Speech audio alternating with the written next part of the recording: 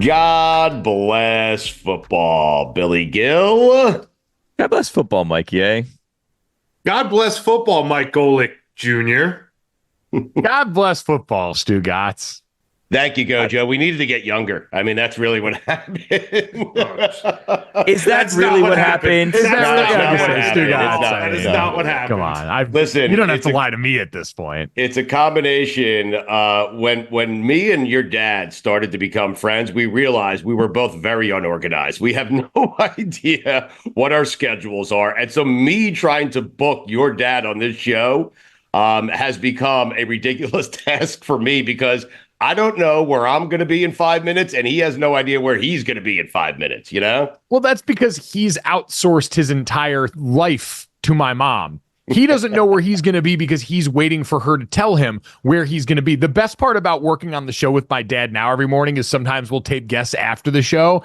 And when we mention a time that's around noon, because that's usually when they go and like work out and do an Orange Theory class or something, the deep sigh that my dad gives, knowing he's going to have to move his workout class to come do this is just incredible. Mike Elko is going to join us, the head coach at Texas A&M.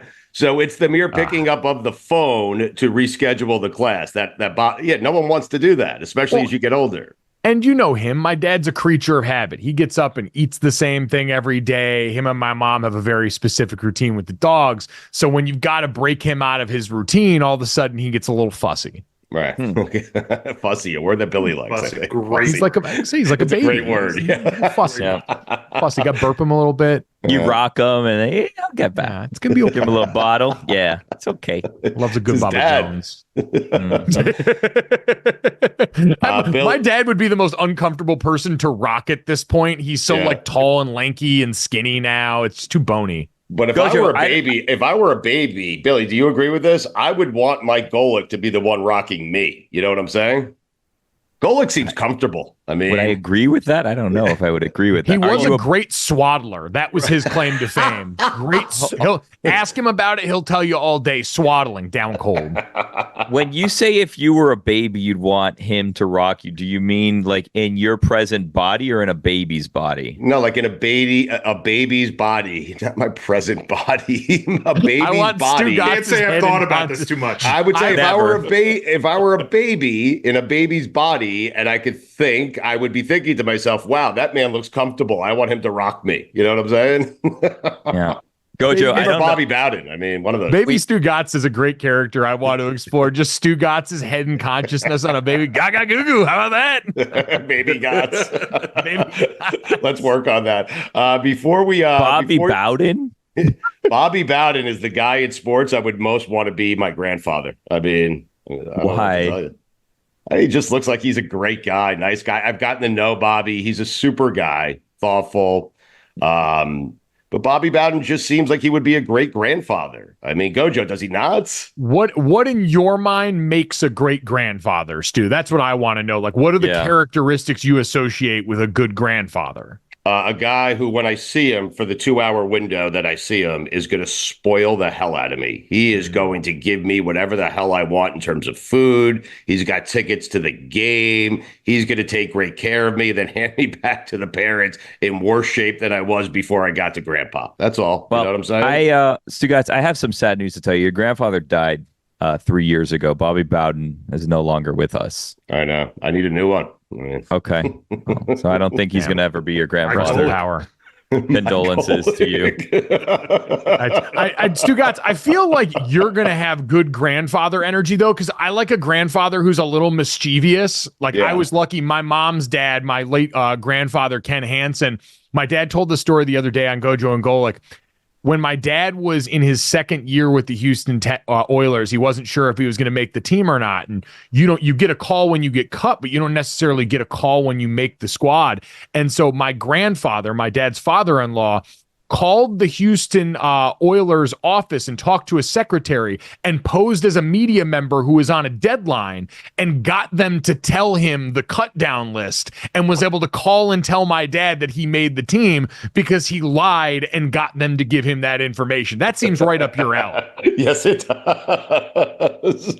I'm going to be a great grandpa. I mean, I'll talk. Billy, just get me to suite level for the Kansas City game. I will get us into that Swift suite. Okay? Who was it? Someone told us, or I read an article. I don't remember who it was. It was like a famous-ish person who was saying that like they used to go to every big game in Madison Square Garden because their dad, it was like a scam that they would run where the dad would lie to security and say that they were there and would fill out like fake credentials and say that they were, that the son was a reporter for Sports Illustrated for kids.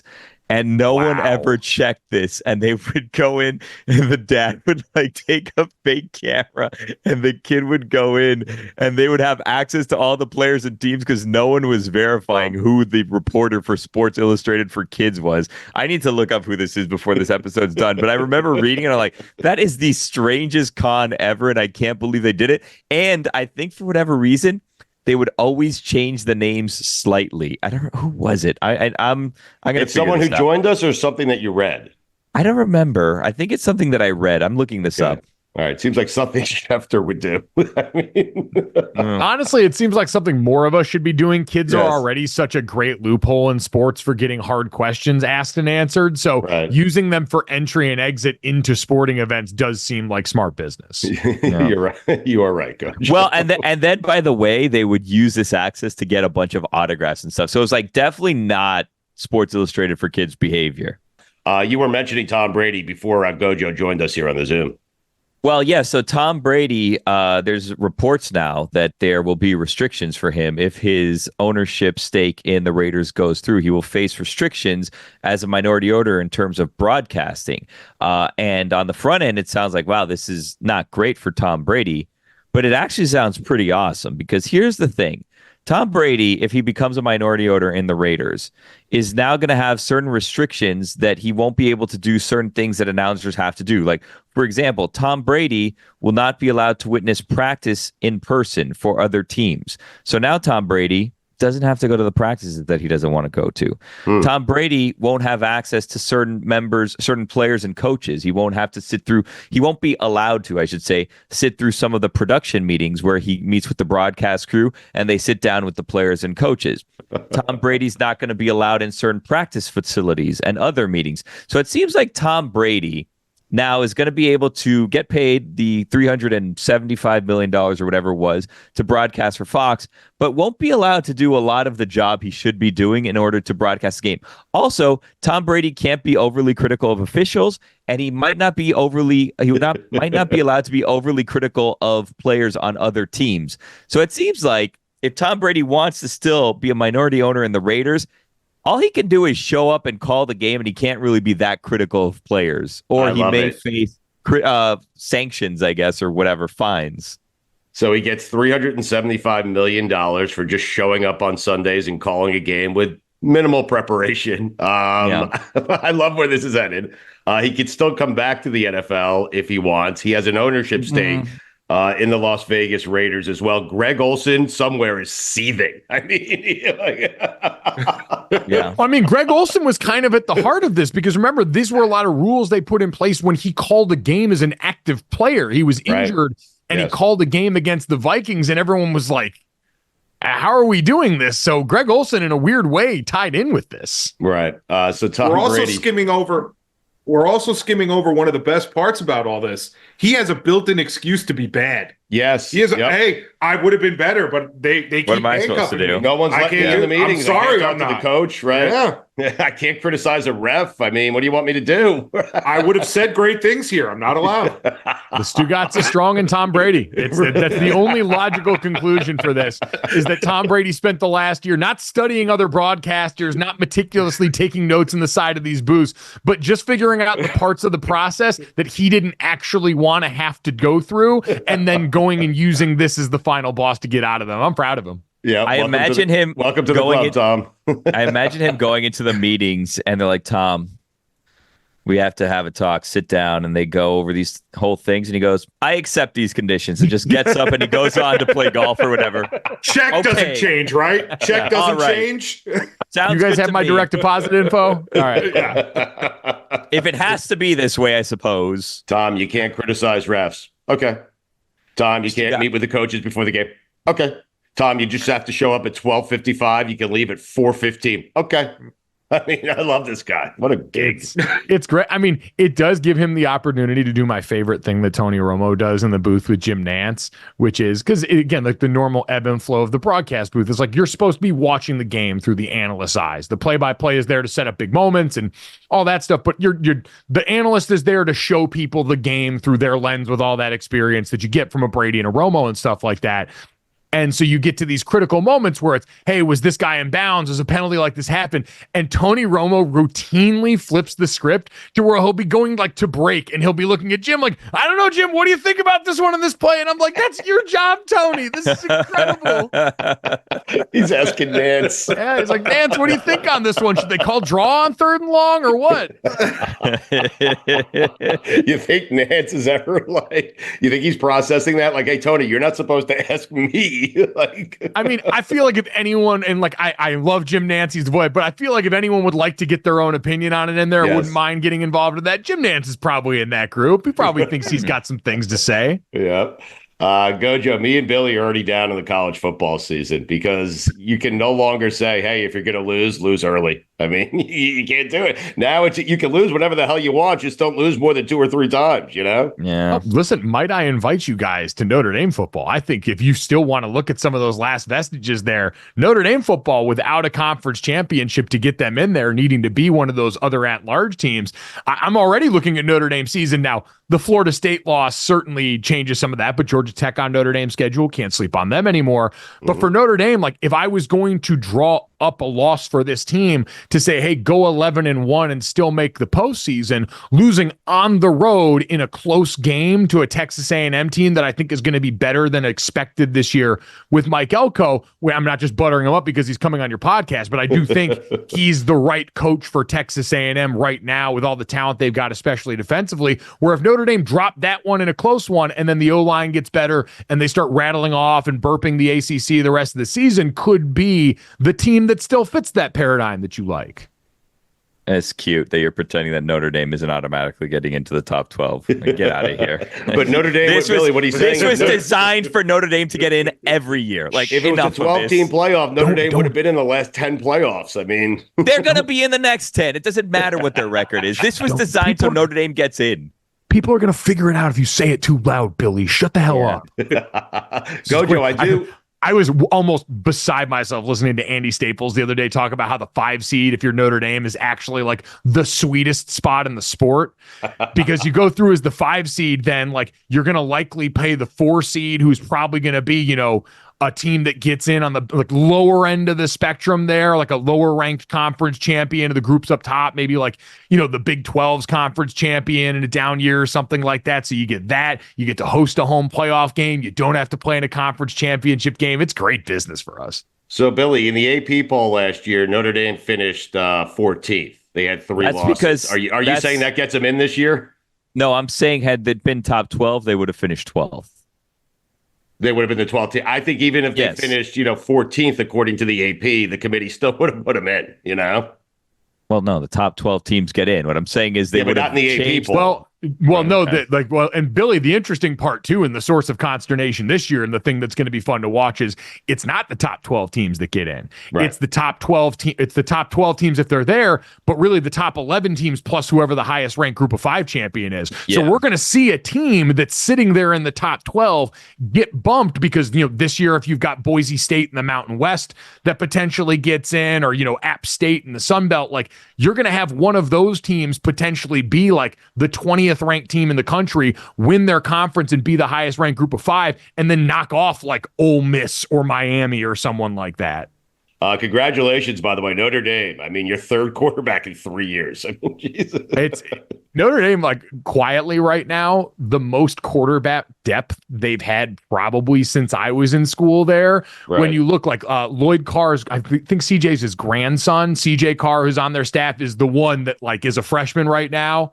And if you're looking for Notre Dame's next multi-year starter, they seem to think that he's the guy there. So you've got simultaneously like depth in that room. Steve Angeli was the backup last year and started the bowl game in there. And then Riley up top there, like if you're looking for the area where Marcus Freeman and this regime have had the biggest impact so far, it's in the portal era, which is really difficult having quarterback depth there. But I have enjoyed this week Riley and Mike Elko both publicly doing the like, no, I'm not going to hang up first. You hang up first of like who has the edge in knowledge in this situation of the other going into this matchup. It's very cute. Yeah, it's very funny. We have I'm very big on, there are 3 levels to a college football Saturday in terms of times, right? 12:30, 12, 3:30, 7:30. And this weekend, opening weekend, really, they nailed it. I mean, you have Georgia Clemson as the noon game. You have Florida and Miami at 3:30. And of course, your Notre Dame Fighting Irish and Texas A&M coming up at night. But let's start with that first game, Mike, Georgia Clemson. Because the whole day is covered. Like, sit on your ass, sit on your couch, enjoy 15 hours of college football on Saturday. But Georgia Clemson, Mike, your thoughts there? Because I think Georgia, if you ask me Georgia or the field to win the national championship, I would take Georgia. Yeah, I'd probably go with the field just because that field includes an Ohio State roster that we now know publicly is worth $20 million.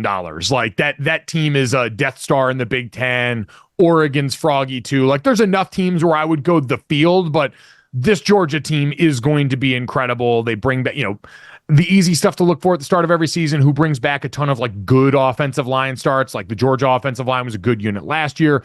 They return a bunch of starters off that group now. You've got the quarterback back in Carson Beck. The defense is blue chip stock. It's all going to be there. And I'm with you, Stugotz. They are the favorite rightly going into this season. And I think in this game, they're almost a 2 touchdown favorites. They're a 13.5 point favorite as of right now when we're recording.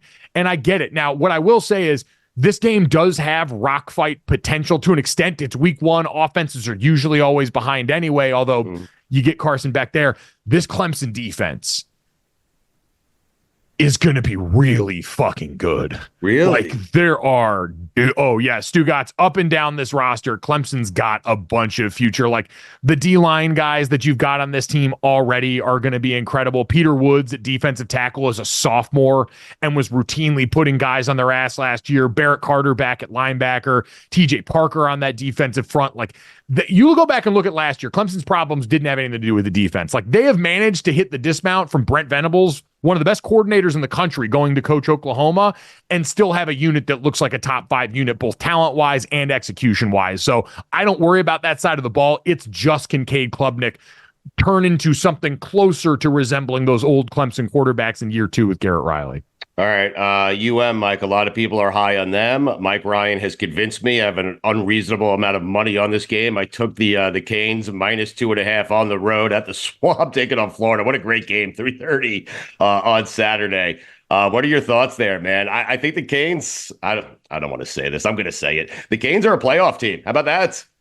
They need, like, let's put it this way. They need to be. Like, if you talk about season expectations with what you've done recruiting in the portal, getting Cam Ward to come over and come back from, potentially putting his name in the NFL this offseason, Mario's built up the lines of scrimmage. That's what you expected when he came over here. Now it's, can he do the thing that a lot of people criticized him for at Oregon? Can you maximize the quarterback? We don't feel like we got the best of Justin Herbert out of those Oregon teams. There was a reason that, Mike Tannenbaum got to look really smart after that draft, because he was the one going, no, this guy's really good. He's got all the gifts. We just didn't get to see it there. Are they going to cut Cam Ward fully loose? Can he be a program changer there for them at the helm of that offense? Damian Martinez at running back too. And so I just think, this should be their time. And this Florida team is talented, and you are going on the road. And I heard Mike Ryan on a podcast the other day. I think he was on with Zaslow talking about, hey, Utah was supposed to be a playoff team 2 years ago, and they went into the Swamp and got beat week 1. Like, it's still an SEC road game against a team with a ton of talent, but Miami should win this game. Miami should be a team vying for winning the ACC this year, and they absolutely should be a playoff team with this talent on this roster. It's going to come down to the coaching staff. Napier's job's in jeopardy, huh? Yeah, I feel like both of, whoever loses this game, and we talked might lose their job, about that would be great. Yes, we're gonna be having hot seat conversations about them after it, like whether or not either of them should actually lose their job at this point. That's going to be the reaction based on where both teams are. Billy, you would love a game for your job, no? That would be. Well, the thing is that like UM can't afford to fire Mario Cristobal and pay him his remaining salary. They signed him to a 10-year deal, like $8 million a year or something. They owe him so much money that I don't think they can afford to fire him. It needs to work out for him, because it needs to work out for him. I don't think there's another option. Billy, to that point, and we always discount this because college football seems to be this place with limited financials, but you look at Florida State in the state. Like, I think a couple of years ago, if Florida State had more money behind them, Mike Norvell might not have gotten to last season to get to where he got. I called 2021, they lost to like Louisville at home and started 0-4 for the first time since the 70s. And I'm like, I don't know if they're going to have this kind of patience. And just financially, they could not afford to fire him. And so you stick around long enough to where he gets this old roster of the guys that he's brought in there and gets that success. So it might honestly be a good thing because it forces you to do what more programs probably need to do, which is sit and be a little bit patient, even in an era where it seems like you can microwave success. All right, the thing with Mario and UN, though, that's like interesting, and it's kind of like the problem is, so he says this is his class, right? Like, we finally got all our guys, but he's like, recruiting's never been his issue. It's been his game management. It's been his in-game coaching. So that's not going to change theoretically. I mean, hopefully he learned for their sake, for his sake. But from sometimes last year, the talent is so good, Billy, he can overcome his bad coaching, Yeah, I mean, yes, but that's what you kind of have to hope for, right? You saw what happened with Georgia Tech last year where he refused to take a knee. They end up blowing that game. Like, hopefully you learn from that situation, and that's a change in coaching. But yeah, like it's not. This isn't a talent issue with the Hurricanes. That's the problem with Cristobal at the moment. And you can also like afford to like make normal mistakes in coaching, like timeout usage at the end of half, stuff like that. Like, you got to just nix the big stuff. Like, I mean, listen, I root for an alma mater where we had 10 guys on the field for a critical play last year. That's something that Marcus Freeman is going to have to wear going into this season as people talk about that, talk about our program there. In a way, I'm confident he's going to be able to address, the way that they've structured their coaching staff now. But for Mario, it's just like, hey, yeah, just bang it on a knee when you got the lead and let's ride out and take this dub.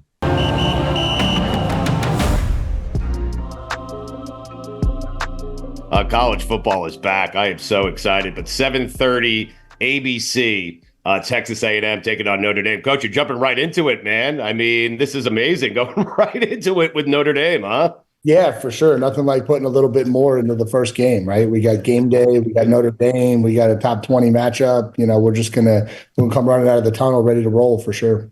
Congratulations to you, by the way. Very rude of me. Congratulations on the new gig. Yeah, I appreciate it. It's obviously it's great to be back here, and this is a special place for sure. Do you prefer jumping right into it with a game against Notre Dame, or do you prefer to kind of ease into it with a couple of, I don't want to say easy games, but easier games? Yeah, I think it goes both ways. I think the benefit of this one is we have our kids' attention for the 8 months in the offseason. I think once this game becomes game number one on the schedule, I think all of our players are pretty locked into, okay, we've got to be focused to come out of the block the right way. And so that's the benefit of having this one in the opener. Coach, this is a tricky situation because we may have a double, triple revenge game situation here. So you used to be a DC at Notre Dame, but more interestingly and more importantly, you have a game against your former quarterback, Riley Leonard, coming up this week. And here's what I've learned. He is on the short list to win the Heisman this year. Now, he's an offensive guy. You're a defensive guy. Who has the leg up in this battle? And also, are you coming for blood? Are you trying to end his Heisman campaign week one? I am not coming for blood. A weird thing to come for, Billy. I got an unbelievable amount of respect for Riley and who he is and what he did for us at Duke. I think I said this in the presser earlier in the week. I do think he has the leg up because I think the amount of snaps he's taken against this defensive structure, when you talk about every day at practice for 2 years, I think there's some built-in knowledge of what we do that we're going to have to be really careful how we present things to him. Do you have to change like formations, names, anything? Because he's going to be standing next to Freeman chirping the entire time. For sure. I think all that stuff. I think you got to be really conscious about what he knows and make sure that you do things the right way. Have you given your defensive line or your linebackers anything to say to Riley? Like, hey, if you say this, you're really going to get under his skin. Like, have you given him a little bit, a little hint? Like, hey, Mikey, hey, this is a good man, Mike Elko. What are you doing? This is a man that wants to win. Yeah, no, I haven't. We haven't gotten down into the down and dirty. Although I think they can go on Instagram these days and kind of dig up their own talk trashing material. But no, I think obviously we understand him. We understand his strengths. We understand the challenge that he presents. And I think it's just making sure our kids are on par with all of that. Coach, how does it work when you're going against your former quarterback? You're playing Notre Dame. Like, are you guys still communicating? Have you not turned it all off for the week? Like, how does that work? Yeah, we talked kind of towards the end of the summer before football started, and I shot him a text congratulating him on being named captain. But outside of that, I don't think, you're not having a ton of conversation. It's just kind of, get through this opener, and then, hopefully he'll continue to root for me. I know I'll continue to root for him, and get on with the rest of our seasons. Coach, I'm wondering, are you more surprised? The big news in the offseason was Nick Saban, I think, leaving. I mean, you went to, Texas A&M, and you had DeBoer leave Washington, and he takes over for Nick Saban. Are you more surprised that Nick Saban left college football or that he joined sports media? Probably neither, to be honest with you. I think the game has changed so much now, and I think everybody kind of saw where this thing was going for the guys who've been, coaches kind of achieved everything you could ever achieve in college football. And it's a new day. It's a new era. There's a lot of newness going on, and could certainly understand why at this time he decided to step away and be part of his family. And then he has such a strong knowledge about the game of college football. It certainly doesn't surprise me that someone was able to convince him to spend his Saturday mornings talking about college football. It seems like such an easy way to continue staying involved in the game and doing it in a different way, a little less stressful way, I'm sure. You mentioned the new college football, and it is. I mean, we're starting from scratch this year. It's a new playoff system. There are new rules. Is there anything about it that concerns you, some of the new stuff? No, I don't know that it concerns me, and I'm fortunate because I became a head coach with it all. So I became a head coach 3 years ago for the first time at Duke, and the portal was live, and NIL was live, and everything that we were going through in today's world of this was live. And so I don't know any other way. I just know how to try to make it work with the rules and restrictions we have now. So I don't know that there's anything on my end that I'm concerned about or I just think it's different for sure. You can't run away from the fact that it's different. I think Mike would have made a lot of money playing at Notre Dame these days. He's doing just fine. Okay. Yeah, he's all right. I mean, listen, the guy went down Radio Row. He was promoting diabetes medication. That was one side of Radio Row. Then he turned around, did the other side of Radio Row, and he was promoting beef jerky. I mean, there you go. He's doing okay. Does your approach change at all, Coach? Because it's a 12-team playoff, meaning maybe there's not so much emphasis on a single game, or perhaps you'll rest a guy that's a little bit banged up because you could afford to lose 2 times, maybe 3, who knows, to get into the playoffs. Yeah, I don't think so. I think people are kind of thinking about this more like the NFL, but I don't think in the college world we think of it like that. I think the competition to get to 2 wins at the end of the year is so challenging. And if you look back through it over the years, it's a race to get yourself into position. And so, I don't think anybody, certainly from the beginning, is thinking that way. Now, maybe if you get to the end at 11-0 or 10-0, maybe you start having some different conversations. But you also got to remember too that a lot of these teams have these huge rivalry games, week 12, and right. There's not a lot of people that are going to be real excited if we lose our Thanksgiving weekend rivalry game, even if we make the playoffs. And so I just think college sets up a little bit differently than the pros when it comes to those types of things. Mike Elko is with us. He's the head coach at Texas A&M. They take on Notre Dame at 7:30 on Saturday night. Listen, at least you won't win you might win the game, but you're not going to win best looking coach, okay? Like, that, right? What? What are you talking about? What is that question? The guy across the sideline from you. The guy across the sideline, Mike. I thought that competition was still wide open. I happen to find Coach Elko to be very attractive. No, a very attractive man. I do too, but Marcus Freeman is the best looking person I've ever seen, period. All right, now this is getting really uncomfortable. Don't worry, Coach. Coach Freeman can blow an easy game. We've seen that over the years. Oh, gee. And Golic's playing like a coward today. He should be here right now. Coach, was it odd for you to replace Jimbo Fisher, a guy who hired you to be his defensive coordinator? Yeah, I mean, I've got so much respect for Jimbo, and I certainly am not here if he didn't bring me down here to be the defensive coordinator. What is it, 6 years ago now, I guess. And, obviously we did some really good things here together. I think we were 34-14 in our 4 years here together. And so, Coach is a great coach. I got a lot of respect for him. But, I think when you come in, you just kind of spend all of your time talking about your branding, your messaging, how you want your program to look, and certainly not having any conversations about what used to happen or how things used to be. Has much changed since you left Texas A&M and now you're back?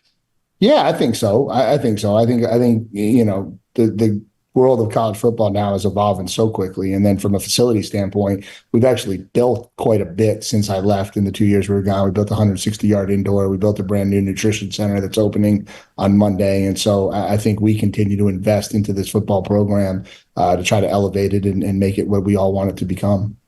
Are your kids at a point where they're just dying to play a game? Like, are they like you came from practice? Sure. So they're tired of you, aren't they? For sure.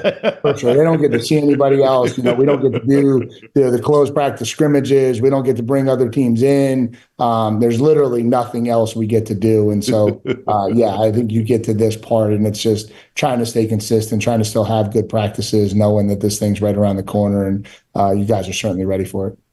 How's that work for the coaching staff, Sam? Probably, although, we still find things to do and find ways to think about it. But I've had some people ask me like, oh, you must be really busy. I'm like, actually, this week is probably the 1 week. I don't think for the last 6 months I've been watching film. I don't know that there's anything I haven't watched 10, 12, 15 times already. And so, again, I think probably the same. We're just ready to kick it off and get ready to play the game. The expectations, they're different here, obviously, where, you can win 8 games last year or 7 games, whatever it was at Duke, and you have that season at Texas A&M, and fans are going to get on you and media might get on you. Did you think about that when you made the move? Does it bother you even? No, I mean, to me, that's what we all want, right? I want to be at a place where we have expectations. I want to be at a place where fans demand success. I want to be at a place where we have the ability to win a national championship. And in this day and age, there's certain things that come with that. And that's part of the game. And we got a lot of confidence in what we do. We got a lot of confidence in our process, how we run a program. And so, we're here to build this thing and everything it should be. Coach, I want to ask you about your quarterback because I was looking at a mock draft because I'm a sicko Jets fan, and it had him going to the Jets in the first round. And I just want to know what your impressions are of the kid and what you've seen from him so far. What he's saying, Coach, is he doesn't really care what your response. He only cares as it relates to the Jets. I mean, it's a very selfish question. Well, I'm a Northeast guy, so we can talk about that. No, I mean he's got a great release. He's got tremendous arm talent. I think he's in a small sample size been extremely successful in this conference, which I think speaks volumes for what he's capable of. I've known him for a while because I watched him as a high school kid, and he actually was a really talented baseball player. So he played baseball with my son back when I was here as a D coordinator. So I've known Connor for a really long time, and he's healthy now, and I know he's really excited to lead this team this year. Wait, Coach, was there a conversation? Did you try to get Riley to come to Texas A&M with you? Well, we knew we had Connor, and so it wasn't really Connor was kind of locked in as the Texas A&M guy, and so. Right. We didn't really see the want to bring in a guy from a competition standpoint. Mikey, how'd you feel about his analysis of his quarterback only as it relates to the Jets? Like, what'd you think? I'm just waiting on a hand size measurement, and then I'm all in. A Wonderlic test? A Wonderlic will do it. Coach, are you a Jets or a Giants fan? You're from New Jersey. I grew up a Cowboys fan. I grew up in Central Jersey as like the only Cowboy fan in the area. So I just kind of escaped. I'm Yankees. I'm Devils. I was Nets growing up, and then for some reason, from a football standpoint, just got drawn to the Cowboys. If Aaron Judge was doing this in the 90s, he'd be our biggest sports star right now. There's no doubt. He's having a heck of a year. That I still keep an eye on from afar. Also, the guys in the 90s, they ruined baseball, Coach. I mean, they saved it at the time, but they ruined it moving forward because Judge is doing something so impressive and no one's impressed. There's no doubt. What are you proudest of? Go ahead, Billy. Convenient back in Texas now. You're a Cowboys fan and not a Giants fan, Coach. No, that's always been the case. That's always been the case. We got a lot more Super Bowl rings. Oh, okay. Do you believe in Dak? Wow. Yeah, I do. I actually played against Dak. I was the defensive coordinator at Bowling Green when he was at Mississippi State. And so we went down and played him in his early years. And I think Dak's a heck of a quarterback. When you were coaching against him, did you think at the professional level that he would turn into this?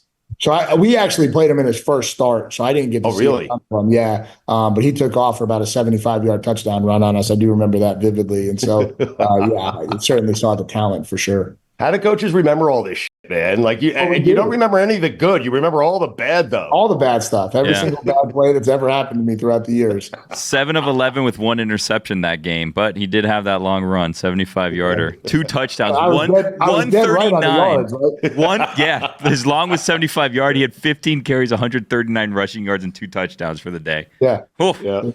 He was dead right on the yards. I mean, because he has nightmares about every single one of those yards because he's crazy. Well, and if that goal line wasn't there, probably would have gone for 200 yards, I'm guessing. He would have ran as long as he wanted to. Exactly right. Coach, we're going to get you out of here in a second. What are you proudest of? High School Hall of Fame, degree from the University of Pennsylvania, or being the head coach at Texas A&M? High school. I'm proudest probably of the degree from the University of Pennsylvania. As you should be. That took a significant amount of work on my behalf with my IQ to actually get that done. But no, I think the journey through coaching from Stony Brook to the United States Merchant Marine Academy to wind up sitting in this office as the head coach at Texas A&M, I think certainly extremely proud of everything we've done and everything we've done along the way. Where were you headed if it wasn't coaching? Like what were you going to do with that Penn degree? So I had no idea. Like I did one class in Wharton and realized I wasn't getting out of Penn if I tried to do that. I looked into communications a little bit. I was a huge Mike and the Mad Dog fan growing up as a kid. And, maybe that was something because I was a huge sports fan and maybe that was something I would do. And, but just football was always kind of what I gravitated to. And so when I got out, I said, we'll give this thing a try and see where it goes. And it's kind of done well for me. Were you more a Mike guy or a Mad Dog guy? I was probably more of a Mike guy, but I loved them both. I did. I loved them. I thought they were such a great compliment. And then I was probably more of a fan of the call-in. You kind of related more to the call-in people too over the years, and the guys that consistently call into that show, like Jerome on a car phone, right? Jerome from the Bronx. That's amazing. He's a famous caller into a radio station. It's the honest thing. Doris from the Met. I love that they still said car phones even years after there were no more car phones. They kept saying car phone. Yeah, that's great. Coach, all right, good luck against Notre Dame. Listen, here's the rule. If you win, you got to come back, okay? But you get to come back, and you get to make fun of Golic for 15 minutes, and he can't respond to you at all. We'll mute him, okay? Yes, to take I want to hear you say I'm a prettier football there coach. You go. I offended you. I'm sorry. I just meant standing next to Mike Freeman. That's all I meant. His name is Marcus. Listen, you're standing next to me, you win, okay? He doesn't. I appreciate you guys. Thanks for having me on. All right, Coach. Good luck, man. We appreciate it. Thanks, Coach. Right. Gig 'em. You look happy, Coach. Appreciate you guys.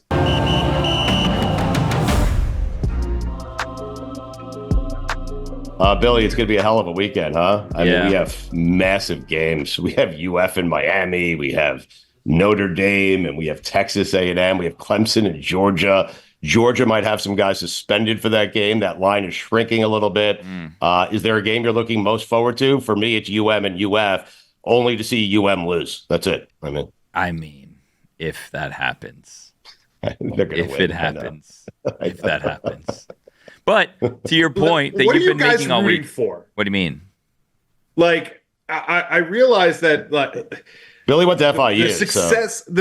The success of Miami is kind of a big deal, but at the same time, is it almost better to see the pain in certain members of your crew's eyes? Well, just name names, Mike. I mean, yeah, of course. Oh no, I mean I have friends and family that like UM. Well, I barely consider them family at this point because of their allegiance to a school they never went to. But that's a story for another day. But yeah, no, I'd love to see them lose. It's hilarious, the best. But Mikey, here's a problem that we realized, and I'm kind of wondering what your opinion is on because we discussed this earlier in the week. Stugotz kind of made this astute observation. And it's something that we've been discussing all week. The early loss doesn't matter anymore.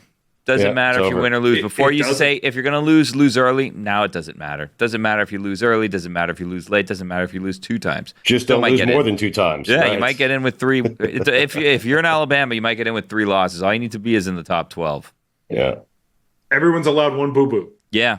And I think that was, the other loss I feel like has to be you lost to top 4, top 5 ranked team on the road, and you're, like I feel like that gets overlooked, but everybody's allowed one boo-boo. And I don't think you want to get yours out of I think you want that in your back pocket. I'm with going you. into the season. Well, you want to save your boo-boos. Later.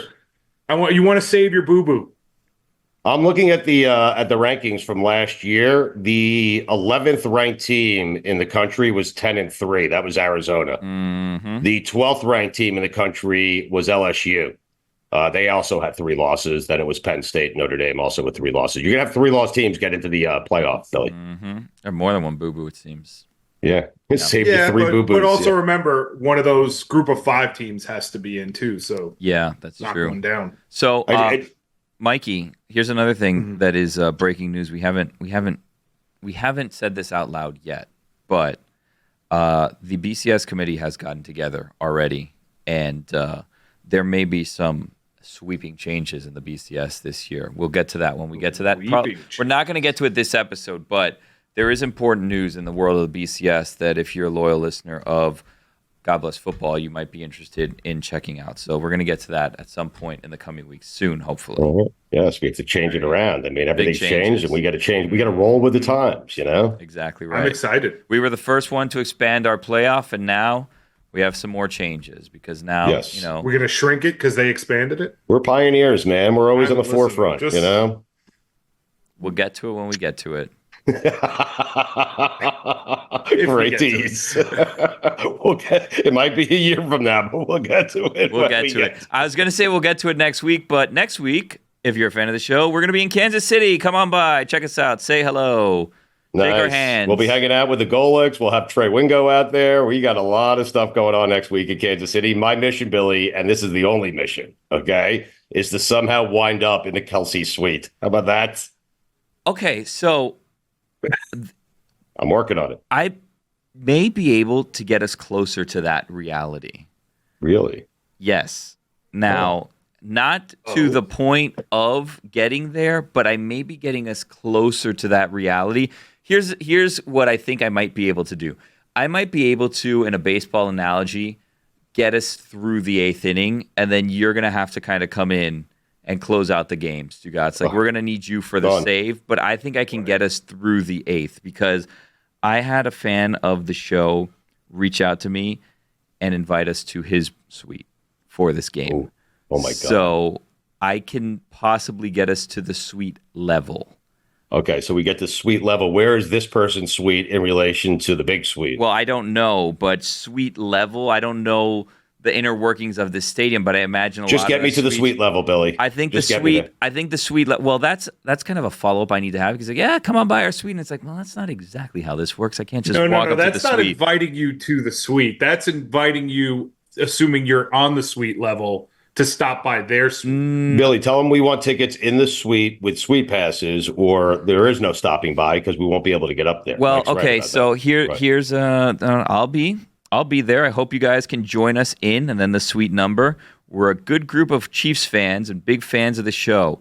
We have food and booze too. So this is an invitation into the suite. That's all right. That sounds. They have more food like and booze. They have tickets, though. That should be the natural follow-up. Well, we've been invited. Be like, hey, I can't eat their food from the 100 level. Okay, so all right. We got to get in the stadium. I could. Then I think we can get into the suite level, and then we may be in a situation where we have to very politely blow them off and say, hey, thanks so much. We love this, but we're going over to the Kelsey suite now. I'm certain they'll understand. They might understand, but we need you to kind of get us into that suite now, Stugotz. You know what I mean? Listen, you get me to the suite level, and I will get you in said suite. I promise you that. Well, you can't make that promise. That's an impossible promise. No, I can make that promise. No, you can't. I can make that promise. Stugotz, the hurdle is not us getting to the suite level. Like, that's not the hurdle in this scenario. That's a big part. I was concerned about that part. I got to be honest. Suite passes are very tough to come by. I'm not joking. But the suite pass that you want is the toughest to come by. So it's not just getting to that level. Because, again, also, I don't know the way the stadium works.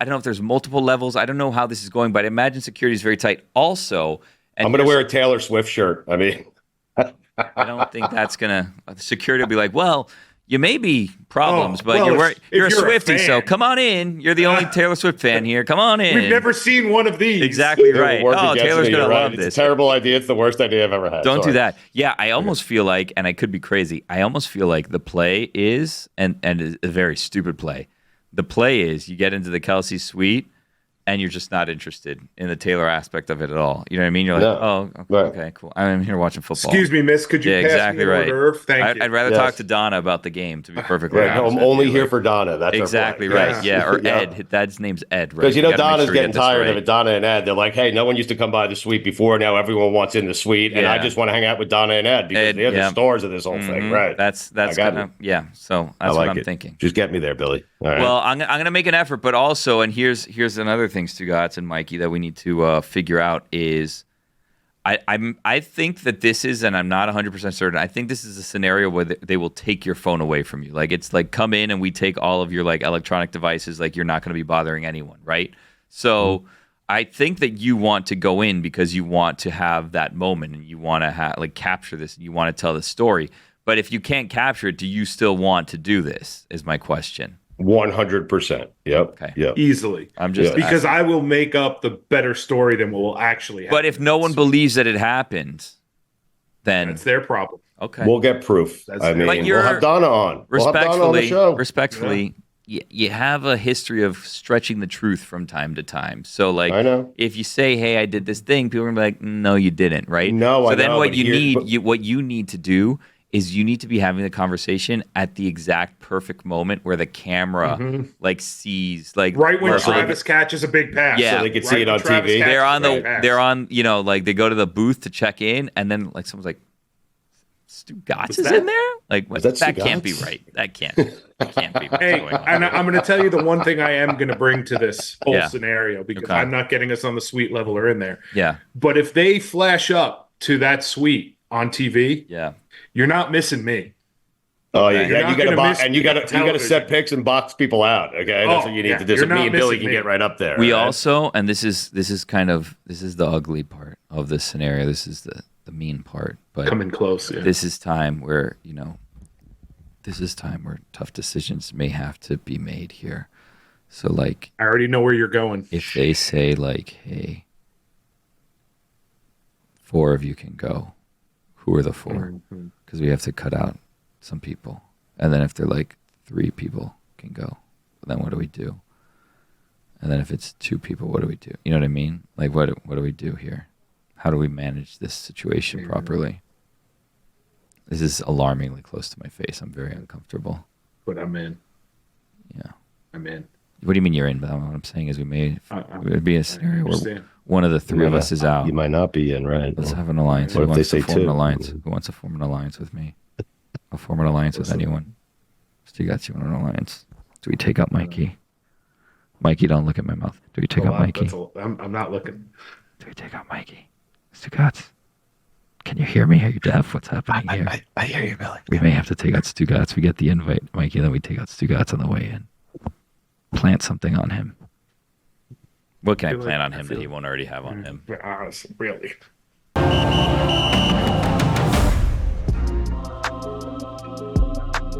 God Bless Football is presented by Smirnoff. We do game days. Please drink responsibly. The Smirnoff Company, New York, New York. Billy, college football. It's here. It is here. I know people listen, I know it started last week. It's a weird week 1. They're not calling it week 0, but this really feels like when you talk about all the games that we have this weekend. And what I love about this weekend, no NFL, that starts next week. We'll be out in Kansas City for the Chiefs and the Bengals. We'll be out there live, and I'm very much looking forward to that. But what you have this week is you have games that start. They've already started, right? They started last night. But you have games that continue all day on Saturday. Then you get a couple of games on Sunday, and then you get that Monday night game on Labor Day, which I love. And so college football, it felt a little empty last week, but it will not feel empty this week. I have a bone to pick. Mm-hmm. Oh, I like it. All right. Yeah. I have a bone to pick with the Big Ten Network.